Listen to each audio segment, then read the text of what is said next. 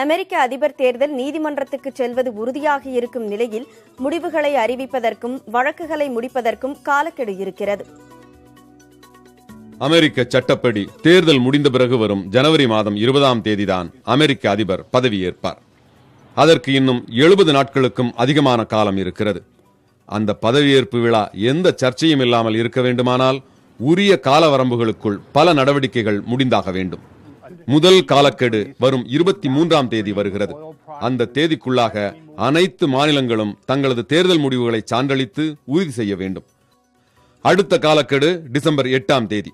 அதற்குள்ளாக அனைத்து வழக்குகளும் முடிந்து மறு வாக்கு எண்ணிக்கை முடிவுகளும் அறிவிக்கப்பட்டாக வேண்டும்.